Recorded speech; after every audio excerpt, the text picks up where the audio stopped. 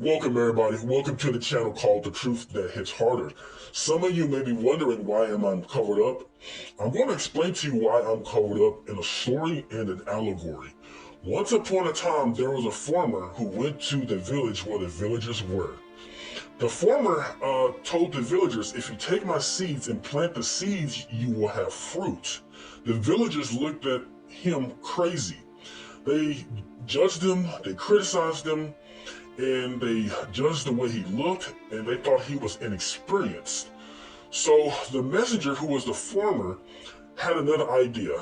He goes back to the village and secretly plants the seeds at nighttime where nobody was looking. Long story short, when the villagers came outside, they started to see fruit growing.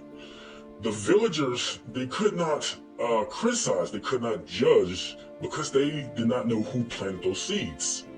So the message is that truth and value is independent of the messenger.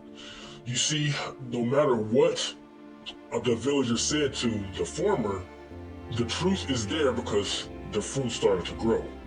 The second reason why I'm covered up is that I want you to focus on the message and not the messenger. Now let's get to our topic, what we are going to be talking about today. So, is boundaries important? Boundaries is important because it teaches us about self-respect. When you have self-respect, you don't allow circumstances, you do not draw unwanted attention to you because you have self-worth. You know that keeping those spaces in between the lines, in between people, keeps you out of trouble. You see, when there's no boundaries, relationships become unstable and it can become unbalanced.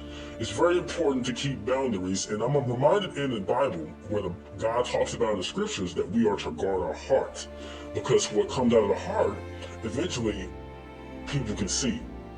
Okay, now why is this important to understand to guard our heart? The reason why we need to guard our heart is because our intentions can show, and our body language can show, and our facial expressions can show what our intent is, and some people can just pick that up just right then and there.